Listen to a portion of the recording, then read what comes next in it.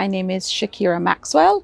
I am a gender and human rights activist, and I am extremely pleased to be a part of this series that We Change is hosting. How did your academic background in history and gender studies shape your involvement in abortion advocacy? So, specifically in relation to abortion advocacy, I actually did my master's thesis on female criminality.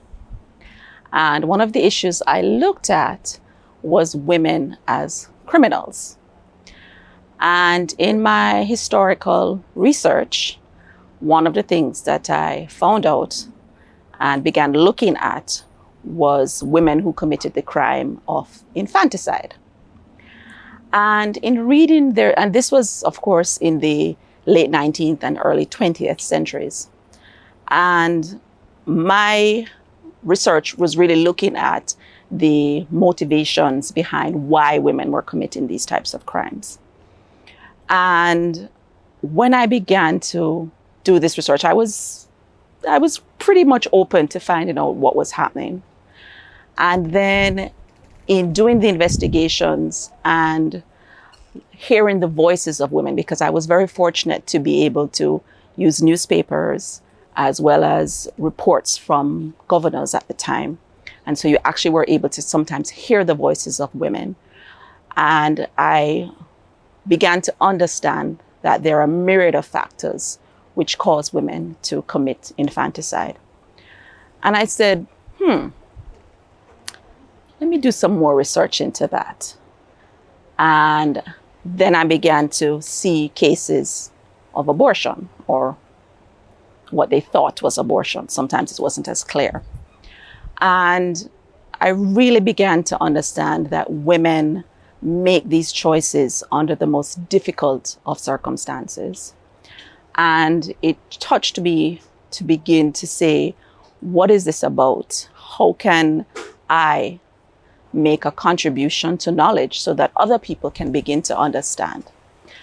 And in learning about that, I then began to do some further work. And I was very fortunate to be able to meet some wonderful women and men who brought me into what I now call the 21st century movement.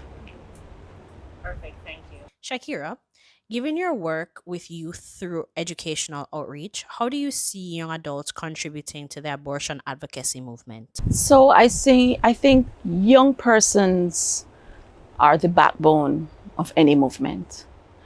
I was extremely fortunate to be engaged at a bit younger age than I am now by very, very powerful men and women who brought me into this. And I think young people have to be the ones to lead it. They are the voice. They are the movement on the ground. They understand, in many cases, some of the difficult challenges that are being faced by persons in communities, in various myriad of circumstances. And therefore, I think young people have to be informed. They have to get that information amongst not only themselves, but out to other persons. And so that people can begin to see how important it is that they play a key role in the movement. What are some challenges you have faced when advocating for abortion rights in more conservative spaces? Because abortion is, I would say, a quote unquote controversial topic, you oftentimes have persons who will come and say they don't agree with you. And that's fine. We can agree to disagree. But you do have persons who will come and say, how can you be advocating for something which is killing someone else? I say, I'm not advocating against life. I can't advocate for that. I'm a mother. I'm a human being. I would never advocate for that. What I am advocating for are for the rights of women and girls. And it's not easy, I must say, it's not easy. Particularly, I'm a member of a prominent church, and many of my church members don't understand how I can be involved in this movement. And I try as best as I can to get them to understand that the underlying factor is that I am advocating for a right which can be made available to some, if you have to, especially in Jamaica, if you have sufficient funds. We know oftentimes statistics tell us that it is the most vulnerable of women and girls who suffer because they cannot afford to pay for safe services. And so it's that balance that I try and talk to persons about. It's not always successful because a lot of the times, of course, people base their own values and principles either within particular biblical verses, scriptures, or they base it based on their own moral upbringings. And that's fine. As I often say to them, we can agree to disagree. We're not going to agree on everything all the time. We can still remain friends, but just know that this is something which is near and dear to me. And as long as I have breath, I will always be advocating for a woman's right to choose. How do you approach the conversation about reproductive justice with those who may be hesitant or opposed? One of the things that I try and do is to understand their viewpoint. That's important. We can only have a conversation if I understand you and you understand me. So I want to know, why are you opposed? Is it you're opposed to it because of religious views? Is it moral views? Is it because you have a particular apathy towards the concept? What is it about it?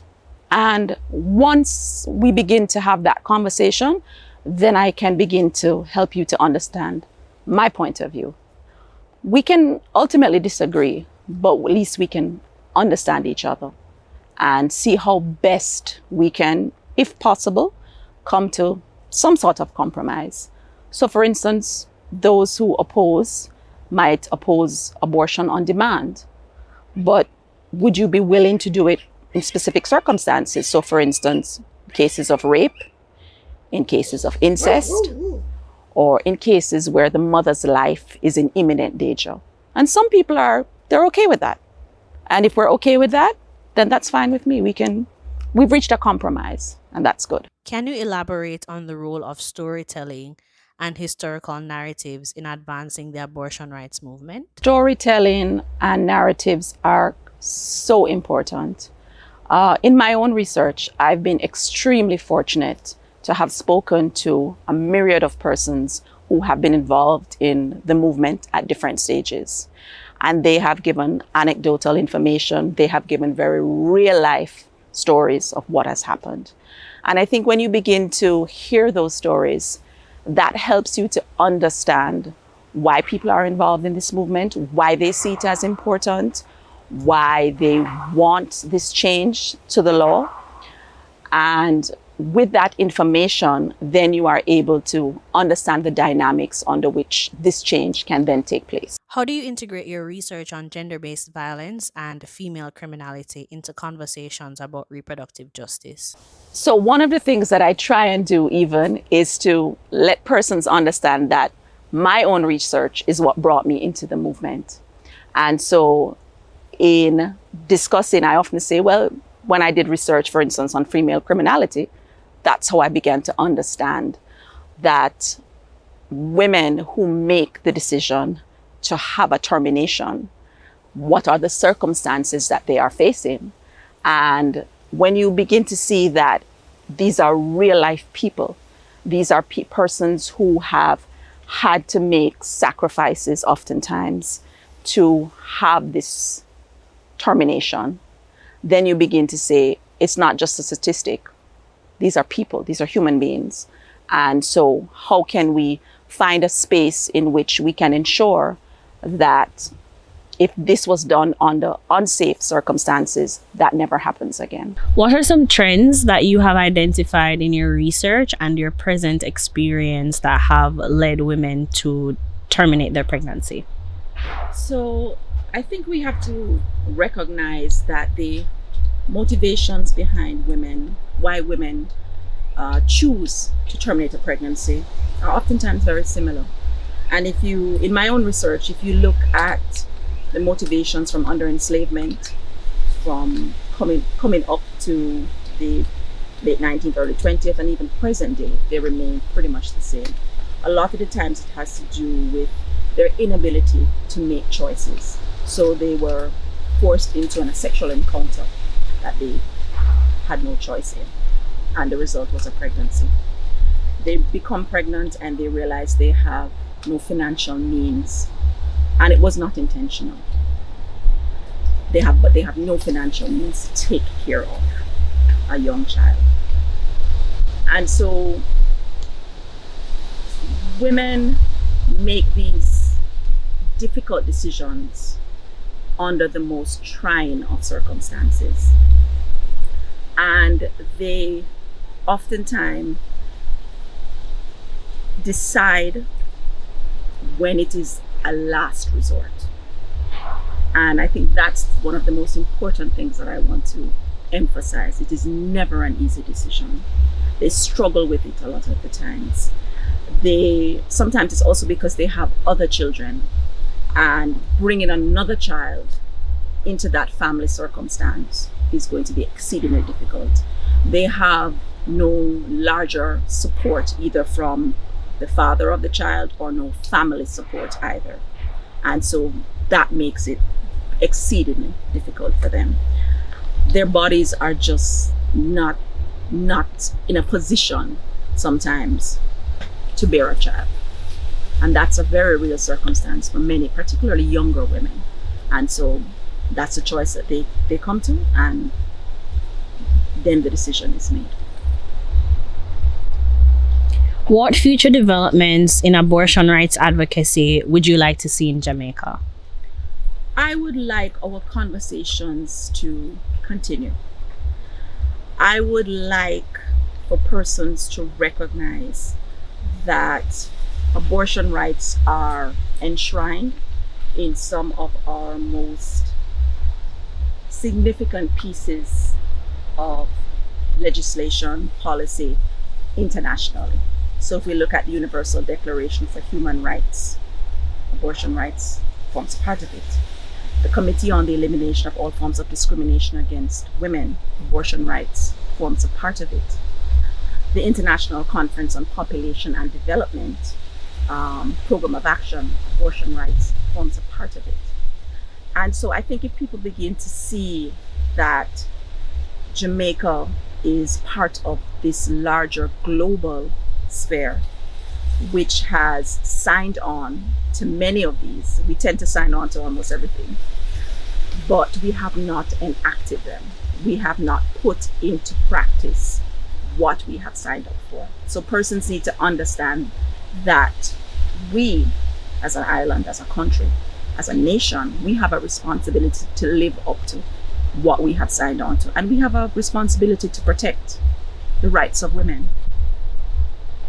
All right. What organizations and individuals have been instrumental to your work in abortion rights advocacy? I have been exceedingly fortunate to have been mentored, to have been a part of a very powerful group of men, women, and organizations who have brought me into the movement. I hate to call names because sometimes you may leave some out, but it would be remiss of me if I didn't say some of the people who have impacted on my life. They include Joan French, Judith Weatherburn, Taitu Heron, the late Afula Shade, Nadine Spence, Fred Nunez. They have really allowed me to see the movement and to be a part of something that is bigger than me. In terms of organizations, we change. I'm glad I'm a girl. The Jamaica Family Planning Association, the International Planned Parenthood Federation, Catholics for Choice. They have also allowed me to see different perspectives and to understand that we fight for something which in the end is greater than all of us. And if we don't get there today, if we don't get there tomorrow, but perhaps one day we will get there. And that's the most important thing there is. Thank you. Perfect.